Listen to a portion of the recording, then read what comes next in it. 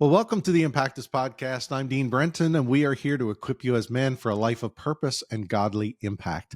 What does it mean to be a godly man? And how has culture shaped our view of masculinity? Has Christian culture done a disservice to our beliefs and practices around manhood? And how can we be better men? Well, today we're going to dive into a hot topic, but this is not just a hot take. This is a conversation worth having and one we need to have. I'm really glad today to have Zachary Wagner on the podcast with us. Zachary is a writer, researcher, ordained minister. He's a thinker of thoughts and a feeler of feelings. Originally from the Chicagoland area, now lives in Oxford, England, where he's pursuing a PhD in New Testament studies at Keble College, University of Oxford. He also serves as the editorial director of the Center for Pastoral Theologians, where he co-hosts the CPT Podcast. He wrote his first book this year called Non-Toxic Masculinity, Recovering Healthy Male Sexuality. And his other writing interests include evangelical, post-evangelical Christian discipleship, theological formation, and speaking against church-based abuse. A little disclaimer, this conversation is going to get into some sensitive topics, so if the little ones are around or if you're listening with the kids in the car, just be warned. You know, it is a privilege to be able to bring you solid biblical and practical content through these podcasts. If you know of a young guy who could use this kind of resource, I'd invite you to get them to check out our Young Men's podcast as well. And we'd be really grateful you would subscribe and share our podcast and leave us a review on the platform you use, not just for us, but to get more people to experience this content. And if you would like to support the work of this ministry and these podcasts, please head over to impactus.org/give and consider becoming a monthly partner or making a one-time donation to help us continue this vision to see every man become, grow, and live as a disciple of Jesus. And one last thing. The fall of this year will be a significant time for this ministry as we take the next step in the journey toward becoming fully Impactus. We've had a rich heritage as Promise Keepers Canada, but we also believe we have a bright future as an online global ministry to men and to the next generation of men. So follow us on our channels, our website, and get our e-news for all the exciting updates. Well, let's get into today's episode.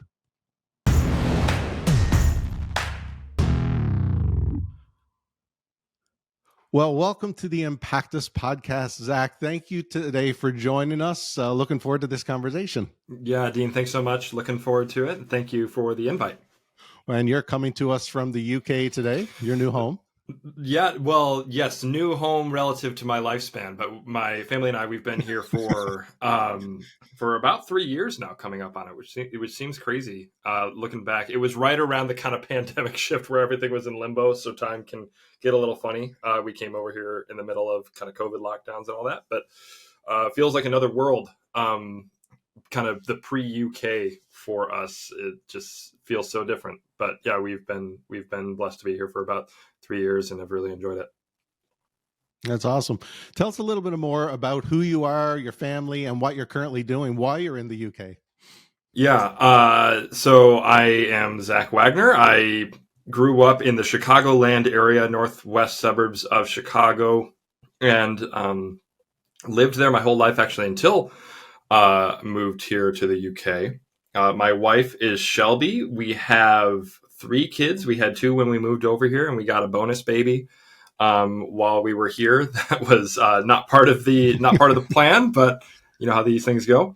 So we have a 6-year-old daughter, almost 4-year-old son, and then our second daughter turns 1 next week as of when we're recording here. Wow. And we are here in the UK for me to work on my PhD. I'm working on a PhD in theology, New Testament specifically, working on wages from God in the New Testament. The idea of reward is another way of talking about it, specifically in the Apostle Paul and the Gospel of Matthew. So that's the kind of fun, nerdy bit that I'm working on over here. And I also work part-time for an organization called the Center for Pastoral Theologians that is based in the U.S., and we host fellowships and cohorts for pastors, as well as an annual conference outside of Chicago, and I do some editorial work for them on the side. Very cool. So your hands are full. Your schedule's busy. No doubt. Correct. So where did you find the time to write your book, Non-Toxic Masculinity? I could not tell you, but somehow it happened. And the short answer to that maybe is that the PhD had to get deprioritized a little bit, but I did manage to keep making some headway on it.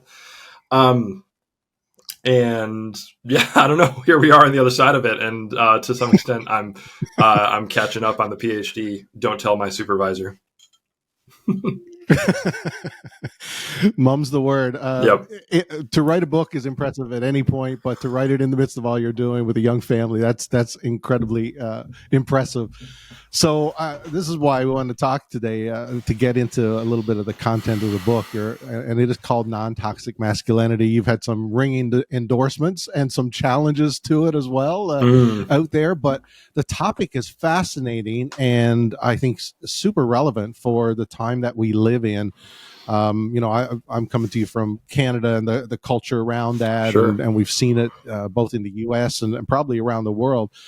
What really kind of led to you writing? What was the kind of the birth of this concept and how it kind of developed in your own life and into a book? Yeah, so really two streams there. One is the broader cultural conversation around the Me Too movement, and then in the Christian context, what came out of that following after was the Church Too movement, which is these kind of social media hashtag situations that were highlighting the experiences, not exclusively, but mostly of women who were experiencing sexual harassment and abuse and victims of sexual violence. It started in this kind of Hollywood Harvey Weinstein world, but then by the time you get to Church Too, it is implicating well-known pastors and denominations, and you see that this problem of sexual violence in particular is reproduced, whether it's with the same frequency or not.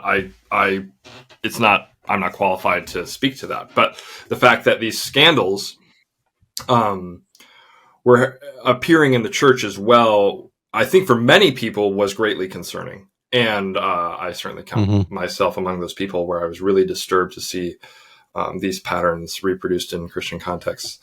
And then for me personally, I grew up very much in what is today sometimes called purity culture, which was this movement within, again, started in American evangelicalism, but I think was exported all over the world as a response to the sexual revolution of the 60s and 70s. And this is this emphasis on, quote unquote, saving yourself for marriage and sexual purity, and often associated with Joshua Harris and I Kissed Dating Goodbye, which sold, just scads of copies and was extremely popular in the Christian subculture. As well as for men in particular, I think people often think of the Every Man's Battle series of books by Fred Stoiker and Stephen Arterburn. Very, very popular, sold millions of copies. And these types of resources, events, rhetoric, all of this was really influential in my life growing up.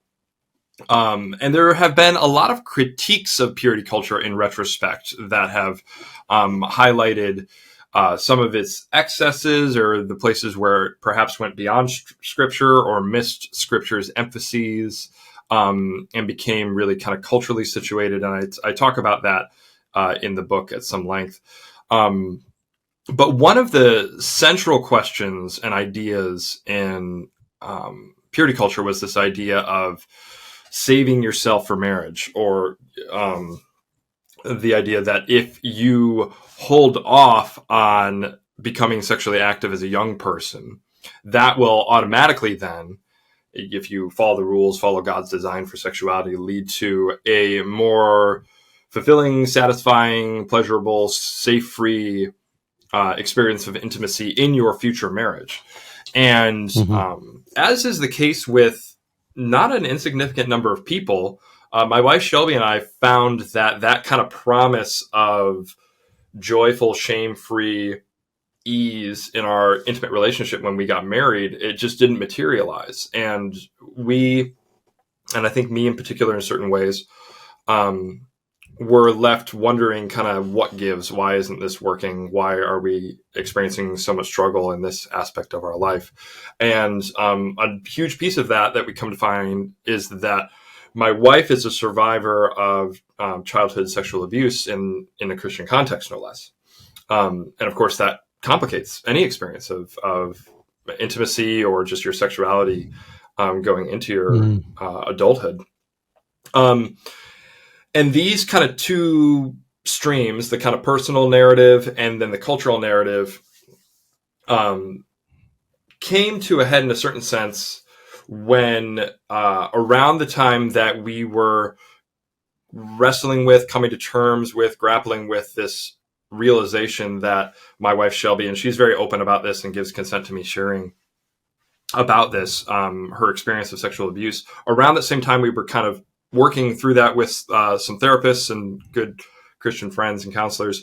The news broke about these series of spa shootings in Atlanta in early 2021, where this young man went around to a few different massage parlors and murdered, I believe, 8 people, most of whom were women of East Asian descent. And when he was arrested and being questioned by the police, he said that he, in asking about his motive, they said, "Why did you do this?" He said, "I'm a sex addict and I was eliminating my temptation to sin." This is the way he thought about this. And that really stuck with me and disturbed me for some number of days after that. I wrote a small article where I was connecting some of these dots between violence, sexual violence, this kind of vision or idea about masculinity as this kind of out of control, animalistic sexual urge associated with masculinity. I think that's reproduced sometimes in Christian ways of thinking about manliness, and purity culture and my own experiences. And long story long, I ended up reaching out to some people and seeing about the possibility of maybe writing something about this. And here we are. A couple of years later, there's a book that's out, and some people are reading it, and I hope it proves helpful in some way.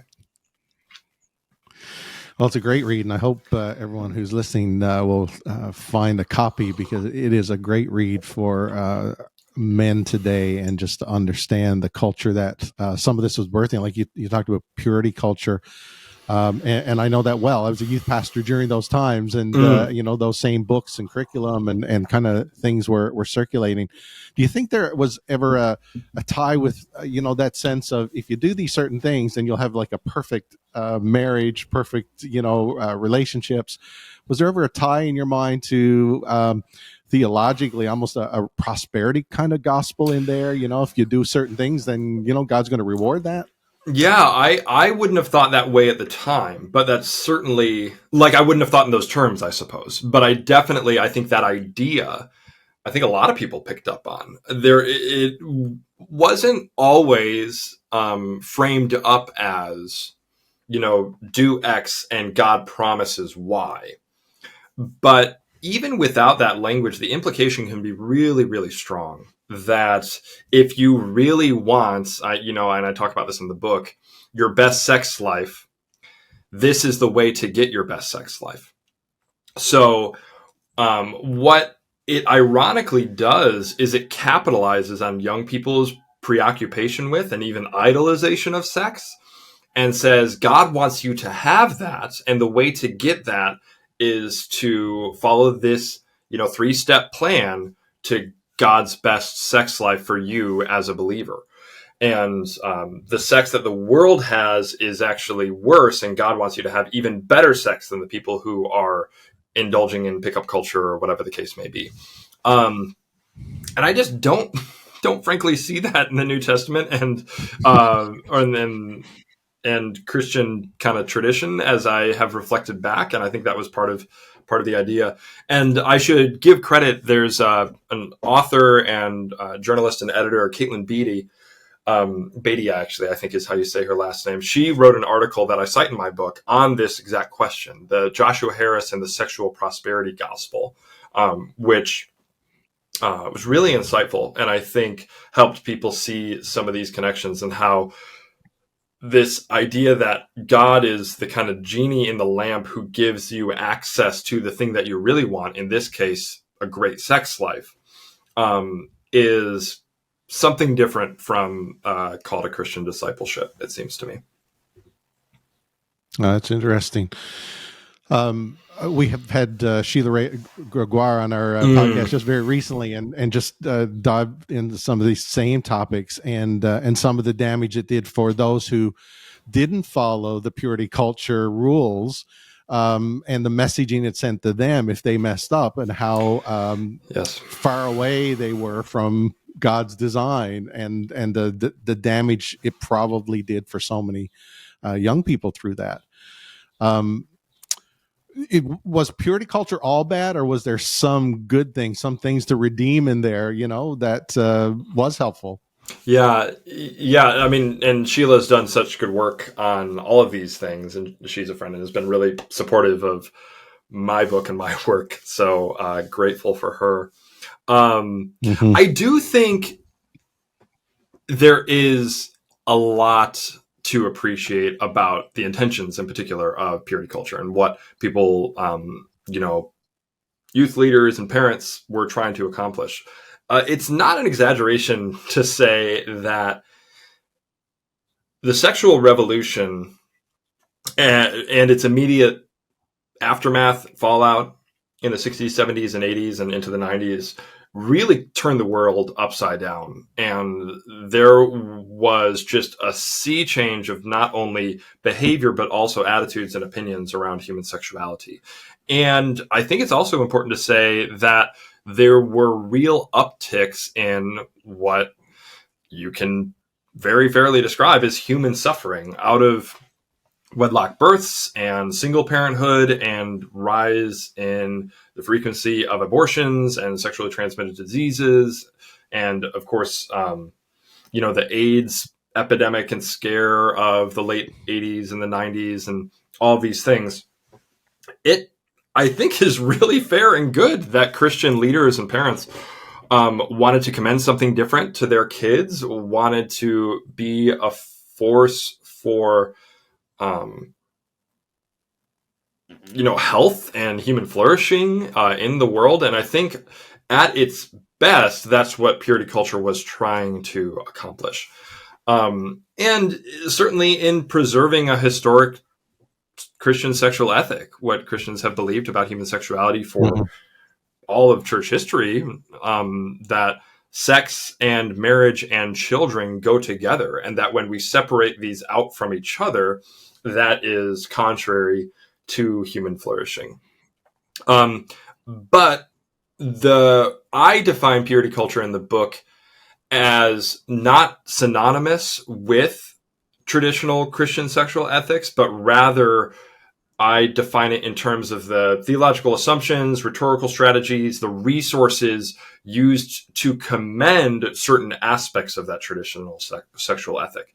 So even the language of quote unquote saving yourself for marriage, you're not going to find that in Scripture. That's a rhetorical strategy employed by Christians in this era to encourage young people to keep sex and marriage together, which has been a historic Christian view.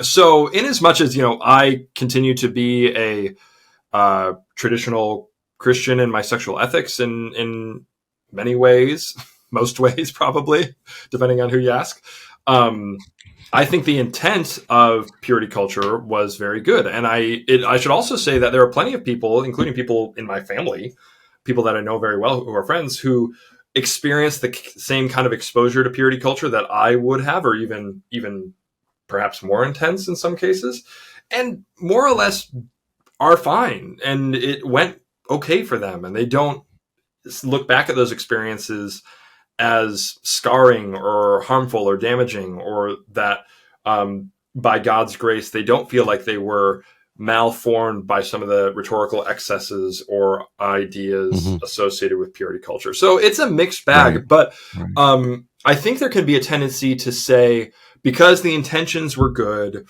or because it is purity culture was trying to preserve a traditional sexual ethic, people who continue to preserve a sexual ethic don't hesitate to critique purity culture. And I don't feel like that's quite the right move. I think there is some real harm and damage, and certainly in the ways that I talk in the book about how purity culture can leave the door open for sexual violence and ongoing immaturity on the part of men in particular. But also the ways that it worked contrary to maturity in Christ and malformed men and women in their ways of thinking about sexuality in ways that are less than Christian, it seems to me. And like we already discussed about the prosperity gospel aspects of it. Yeah.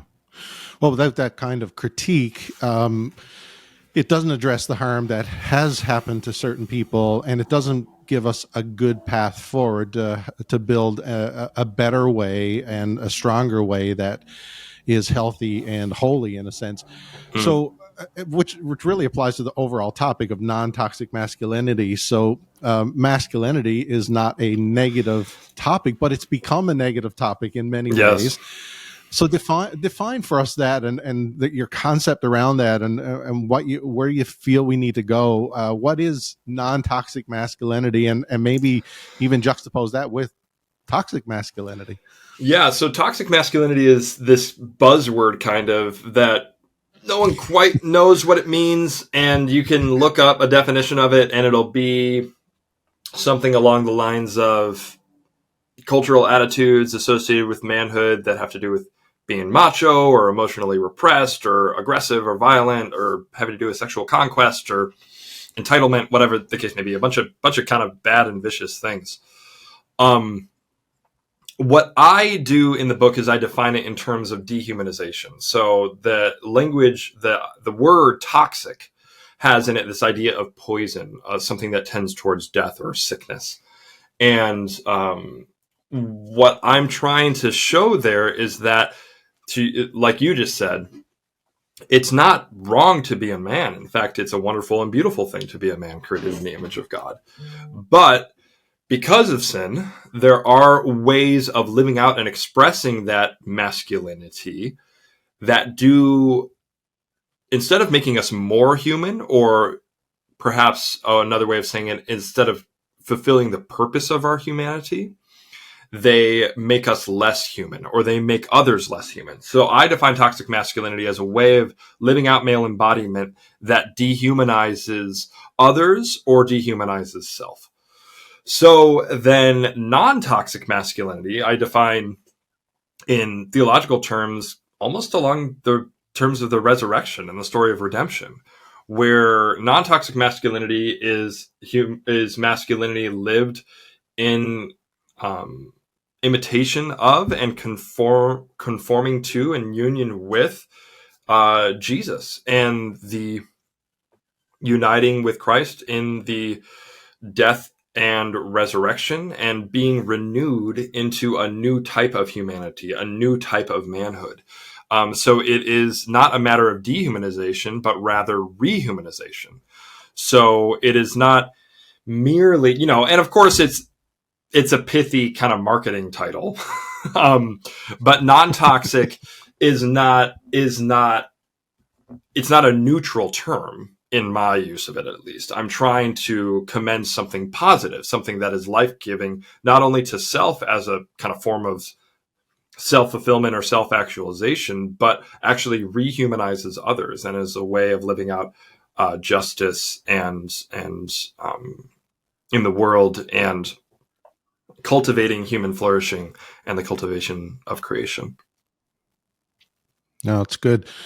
You use a line in the book, and I think this just drives this point a little deeper, but you say male embodied advantage leads to male privilege. Just unpack that for us a little bit, and so guys can understand the male privilege sometimes that we live in, that we don't, and we put those blinders on and we don't see some of the damage that our attitudes or actions have on other people around us. Yeah, so I use that phrase male embodied advantage to describe what is just a fact of the universe, that on average, men tend to be larger and physically stronger than women on average. Of course, there are exceptions that prove the rule, but shouldn't be a controversial statement to say that men are physically stronger and larger than women. And what I say is that is kind of just built into the fabric of what it means to be human and in human societies, that before there is an existence of quote unquote male privilege, there is just, in the way men and women are created, certain advantages associated with being in a male body that have to do with being stronger, faster, things like this. So once you add sin into that mix, where men are faster and stronger and bigger, and then you add in the dehumanizing ingredient of sin, men, it seems to me, are in a position to cause more damage in certain ways with their sinfulness through acts of violence or coercion or domination because of the embodied male advantages just associated with being a man. So non-toxic masculinity then does not mean denying male embodied advantage or pretending it's not there or wishing it away or something like that, but actually expressing that in ways that are not dehumanizing to yourself or dehumanizing to others. So I think when we refract through the lens of sexuality and eroticism and relationships and marriage and things like this, it is incumbent upon men, I think, Christian men in particular, to ask themselves some hard questions about the ways they think about women, about women's bodies, the way they think about their own bodies and their own sexuality, the ways that they can subtly act as if they are entitled to women's bodies and the ways that they talk about them, look at them, or even in marriage, the ways that a man and a husband relate together. How is he perhaps subconsciously even leveraging his embodied male advantage in ways that are coercive, oppressive, even dehumanizing to his partner? I think these are important questions for men to keep in mind. I like your tie as well. You brought this into the world of fatherhood later on in the book, and make some really great connections. And you're a dad yourself. Like, what is that tie, and what should guys who are fathers or are not fathers at this point, Sure. How does this apply to them? Yeah, what I wanted to draw was the connection between male sexuality and fatherhood. I think in a post-sexual revolution world where easy contraception is just a given so often, there can be really dangerously this disconnect between our sexuality and parenthood. And I think for men in particular, fatherhood. And what I argue in that chapter is that fatherhood is the chief end of masculine sexuality, which is to say that God made us as men sexual creatures to show us that this process of growing up and connecting in relationship and seeking beauty and pleasure and all of these things that we associate with our sexuality, the end game, the end goal of that is fatherhood. That our sexuality is pointing to something, and that thing that it's pointing to is fatherhood.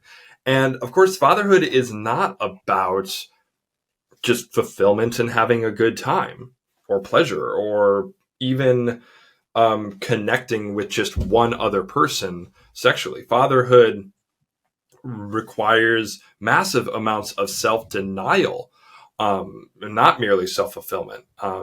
It requires sacrifice. It requires a willingness to put the other person's needs and wants above your own. And man, if we can inject those insights into our attitude around male sexuality, I think it would do us a world of good. And then the relevance to this is not just about when we have sex or who we have sex with, it seems to me, but connects to everything about being a man.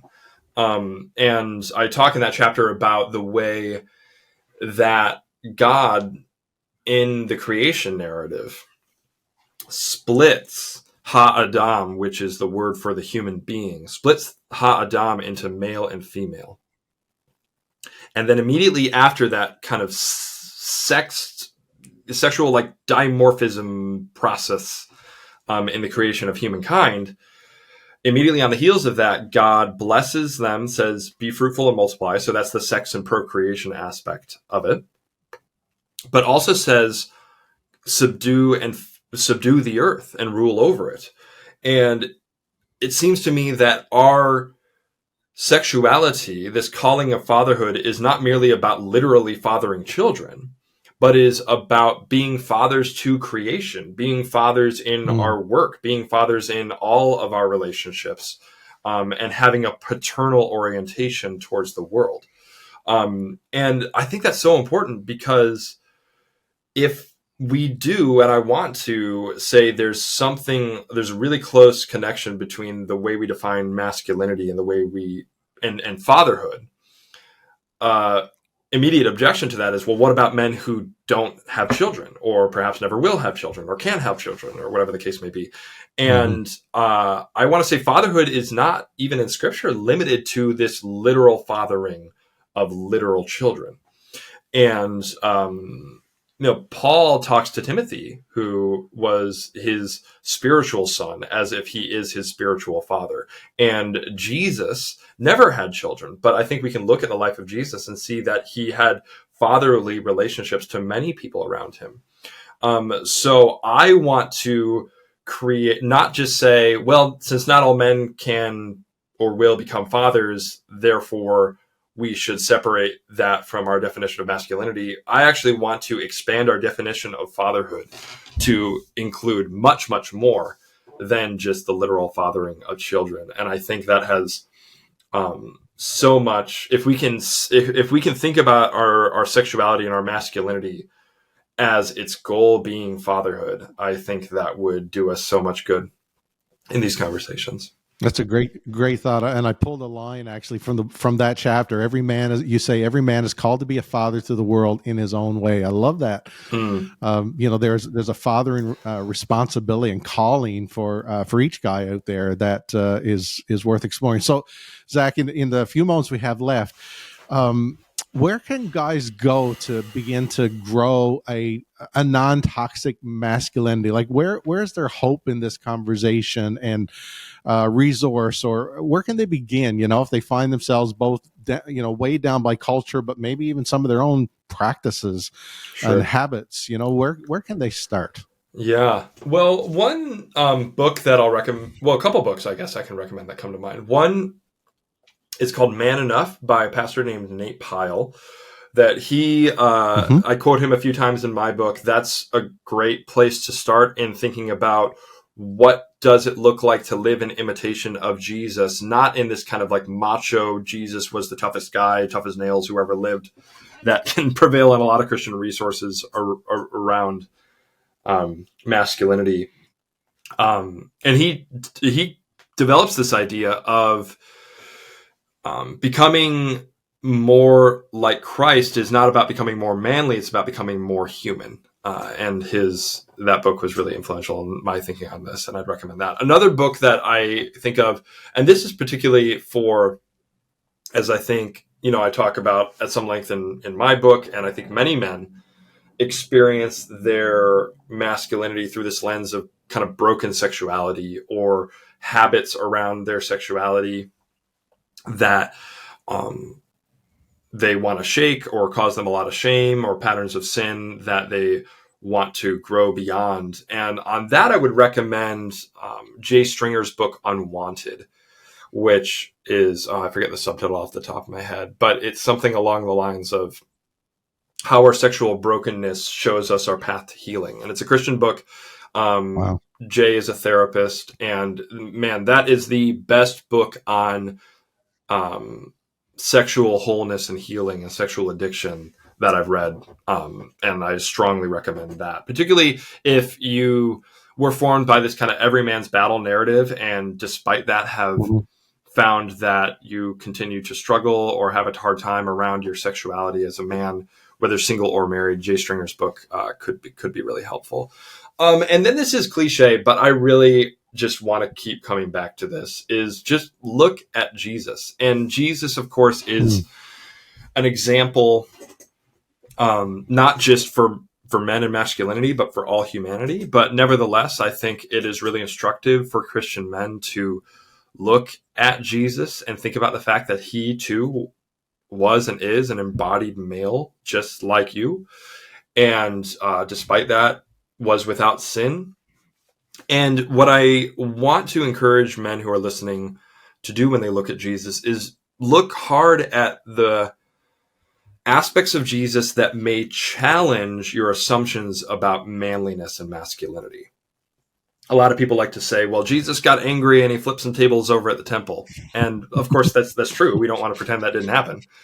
But it's not like Jesus spent all his life being angry and being aggressive and assertive. In fact, he, at least to appearances, many people felt like he was too passive, or he was not as aggressive or assertive. And the disciples ask him, when are you going to restore the kingdom of Israel? When are we going to throw off the Romans? And Jesus welcomes the little children to him. And he begins his teaching ministry by saying, blessed are those who mourn, blessed are the meek.